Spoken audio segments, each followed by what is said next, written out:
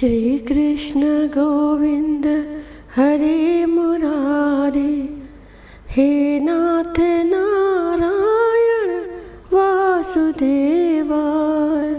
जय श्री कृष्ण। प्रिय भक्तों, कहा जाता है वैशाख मास में वैशाख महात्म्य की कथाएं सुनने से और वैशाख स्नान की कथा कहानियां सुनने से अनंत पुण्य फल की प्राप्ति होती है। धन संपदा, सुख शांति और अंत में मोक्ष की प्राप्ति होती है। इसीलिए हर मनुष्य को वैशाख मास में ये कथाएं अवश्य सुननी चाहिए या पढ़नी चाहिए। श्री कृष्ण गोविंद हरे मुरारे, हे नाथ नारायण वासुदेवाय। जय श्री कृष्ण। आइए अब सुनते हैं वैशाख महात्म्य कथा का 10वां अध्याय। तो सभी प्रेम से कहिए श्री विष्णु भगवान की जय, श्री राधा कृष्ण भगवान की जय। मैथिल कहने लगे, हे ब्राह्मण, आपसे कामदेव की स्त्री रति का वर्णन एवं उसके अशून्य शयन धारण करने का तथा शयन व्रत धारण करने की कथा भी मैंने सुनी। अब कृपा करके यह बताइए कि इस व्रत की विधि क्या है, इसमें क्या दान किया जाता है और उसका फल क्या होता है। कृपा पूर्वक मुझको सविस्तार समझाइए।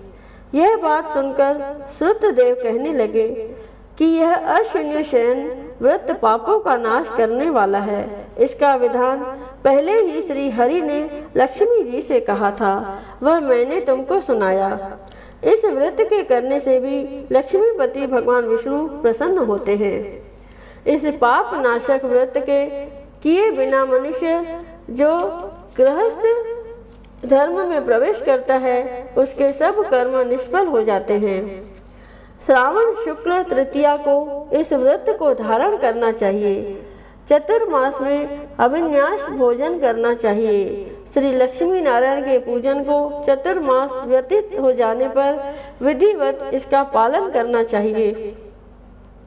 किसी ब्राह्मण को जूता दान करें। सोने या चांदी की मनोहर मूर्ति बनवाकर पीताम्बर से उसको सुशोभित कर श्वेत पुष्प एवं सुगंधित द्रव्यों से उसका पूजन कर फिर ब्राह्मण के निमित्त शय्या दान करें और उसका पूजन करें तथा भोजन करावे, दक्षिणा देवे। ब्राह्मण और ब्राह्मणी को भोजन करा के दक्षिणा तथा वस्त्र देवे। इस प्रकार 4 मास तक पूजन करें। मार्ग शीर्षादि मास में भगवान विष्णु का पूजन करें व रुक्मणी सहित भगवान का ध्यान करें।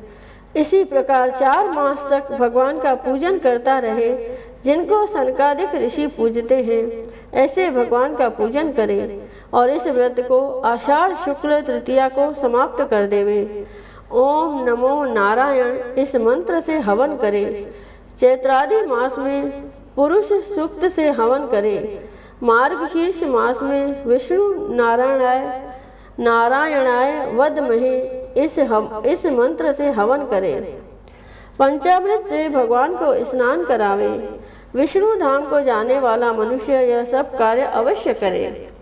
यह कथा सुनकर राजा ने श्रुतिदेव से पूछा, हे ब्राह्मण, वैशाख मास में शत्रदान का क्या महात्म्य है? कृपा करके वह भी सब विस्तार पूर्वक कहिए, क्योंकि वैशाख मास के शुभ कृत्यों की कथा सुनकर मेरी कभी तृप्ति नहीं होती। राजा के इस प्रश्न पर श्रुतदेव जी कहने लगे कि जो कोई धर्मात्मा वैशाख मास में व्याकुल महात्मा को छत्री का दान देता है उसको अनंत फल मिलता है।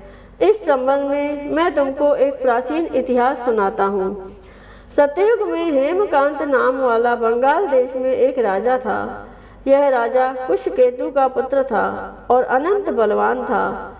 वह राजा एक समय शिकार खेलने वन में गया और वहां पर अनेक मृग और शुकरों को मारता हुआ दोपहर में बहुत थक गया, जो मुनियों के आश्रम में गया। उस समय क्षत्रिय नामक ऋषि ध्यान लगाए समाधि अवस्था में बैठे हुए थे।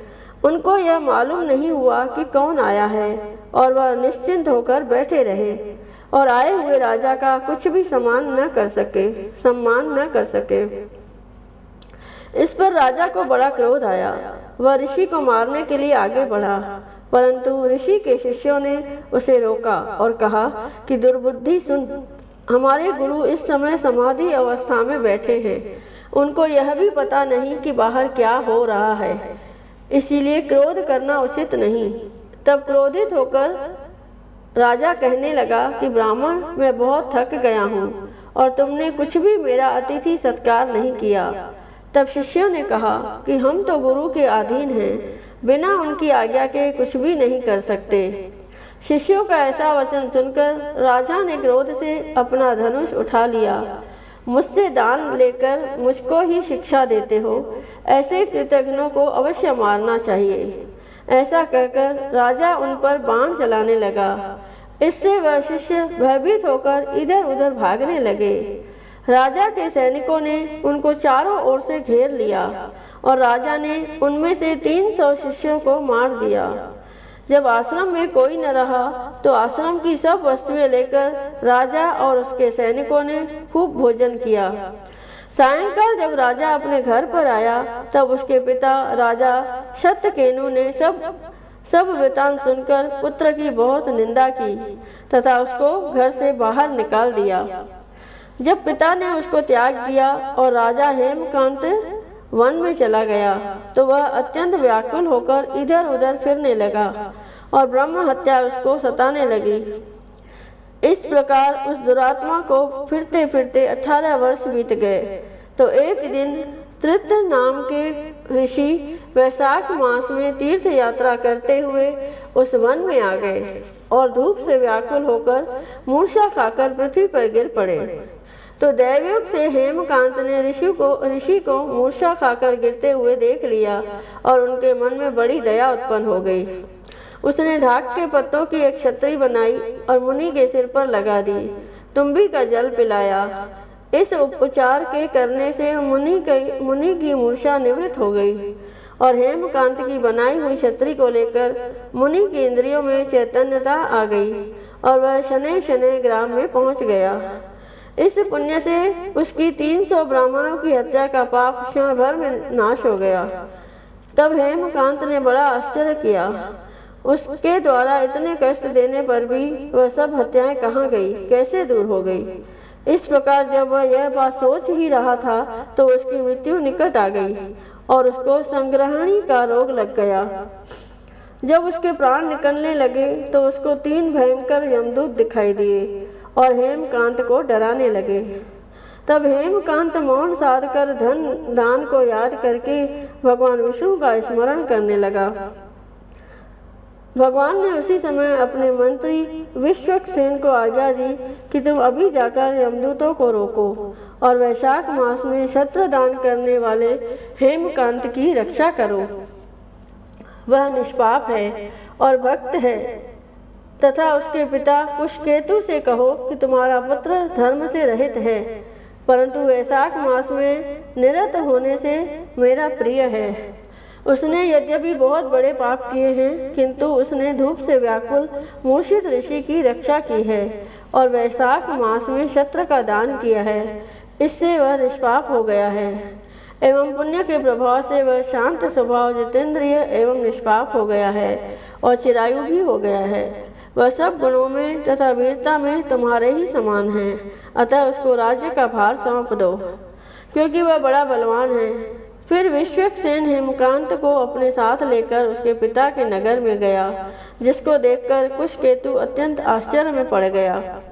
फिर भगवान के पार्षद विश्वक्सेन को देखकर बड़ी श्रद्धा से उनके पैरों में गिर पड़ा और दंडवत करके दिव्य मंत्रों से उनकी स्तुति की। विश्वक्सेन ने जो कुछ भगवान की आज्ञा थी सब कुशकेतु को सुना दी और कुशकेतु भी अपने पुत्र को सिंहासन पर बैठाकर विश्वक्सेन की आज्ञा अनुसार तप करने के लिए वन में चला गया और विश्वक्सेन हेमकांत को समझाकर तथा धन्यवाद देकर श्वेत द्वीप में चले गए। तब से प्रतिवर्ष ऐसे धर्मों को करता हुआ हेमकांत सब जीवों पर दया करने में दीक्षित एवं सब पत्नियों से युक्त पुत्र तथा पौत्रों से संपन्न अनेक भोगों को भोगता हुआ विष्णु लोक को प्राप्त किया। वैशाख मास से अधिक और कोई धर्म पापों के नाश के लिए नहीं है। यह पापों का नाश करने के लिए जलते हुए ईंधन का काम देता है और धर्म, अर्थ, काम और मोक्ष सब पदार्थों को देने वाला है। इति श्री स्कंद पुराणीय वैशाख महात्म्य में नारद एवं अम्बरीश के संवाद में शत्रदान प्रशंसा रूपी नामक 10वां अध्याय समाप्त हुआ। सभी प्रेम से कहिए श्री विष्णु भगवान की जय। आइए सुनते हैं धर्मराज और बुढ़िया की यह पौराणिक कथा। एक बुढ़िया माई थी, वह व्रत नियम बहुत रखती थी। एक दिन भगवान के घर से यमदूत लेने आए। बुढ़िया माई यमदूत के साथ चली गई। आगे गहरी नदी बह रही थी। बुढ़िया माई डूबने लगी। तब यमदूत ने पूछा, माई, गाय दान की हुई है क्या? बुढ़िया माई ने मन में गाय माता का ध्यान किया तो गाय माता उपस्थित हो गई। गाय की पूंछ पकड़कर बुढ़िया माई ने नदी पार कर ली। आगे गई तो काले कुत्ते खाने दौड़े। तब यमदूत ने पूछा, कुत्ते को रोटी दी है क्या?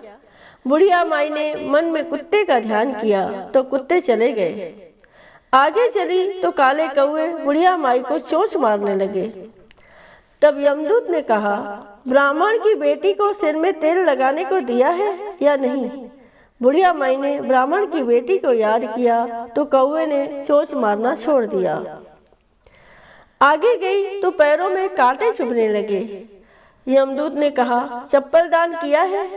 बुढ़िया माई ने याद किया तो चप्पल पैरों में आ गई। आगे चली तो चित्रगुप्त जी ने यमदूतों से पूछा, आप किसको ले आए हो? यमदूतों ने कहा, बुढ़िया माई ने बहुत दान पुण्य किए हैं, लेकिन धर्मराज जी का कुछ नहीं किया, इसीलिए आगे के द्वार बंद हैं। तब बुढ़िया माई ने विनती की कि मुझे 7 दिनों के लिए धरती पर जाने दो।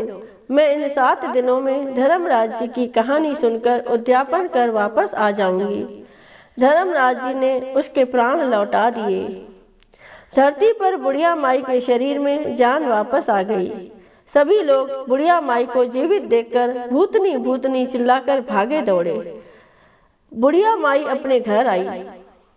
बेटे बहू से कहा, मैं भूतनी नहीं हूँ, मैं तो धर्मराज के कहे अनुसार वापस आई हूँ। मैं प्रत्येक दिन धर्मराज की कहानी सुनकर उसका उद्यापन करके वापस परलोक चली जाऊंगी। यह सुनकर बेटे बहू ने पूजा की सभी सामग्री ला दी, लेकिन कहानी के समय हुंकारा नहीं भरा। तब बुढ़िया माई पड़ोसन के पास गई। पड़ोसन ने कहानी सुनी और हुंकारा भी भरा। बुढ़िया माई ने 7 दिनों के पश्चात उद्यापन कर दान किया। 7वें दिन धर्मराज जी ने बुढ़िया माई के लिए स्वर्ग से विमान भेजा। विमान देखकर सभी गांव वालों ने स्वर्ग जाने के लिए कहा। तब बुढ़िया माई ने कहा, मेरी कहानी तो केवल पड़ोसन ने सुनी है। यह सुनकर सभी गांव वालों ने बुढ़िया माई के पांव पकड़ लिए और धर्मराज की कहानी सुनाने को कहा। बुढ़िया माई से कहानी सुनने के बाद सभी गांववासी विमान में बैठकर स्वर्ग पहुंच गए। सभी गांववासी को देखकर धर्मराज ने कहा, मैंने तो केवल बुढ़िया माई के लिए विमान भेजा था। बुढ़िया माई ने कहा, मेरी कहानी इन सब ने सुनी है, इसलिए मेरा आधा पुण्य इनको दे दो और स्वर्ग में वास भी दे दो। तब धर्मराज जी ने सभी गांव वासियों को स्वर्ग में वास दे दिया। सो हे धर्मराज जी, जैसे बुढ़िया माई को स्वर्ग दिया वैसे सबको देना। कहानी सुनने वाले को और कहने वाले को और कहते सुनते हुकारा भरने वाले को भी देना। बोलिए श्री कृष्ण भगवान की जय। आइए अब सुनते हैं धन धान्य को बढ़ाने वाली और हर मनोकामना को पूर्ण करने वाली लक्ष्मी नारायण की ये कथा।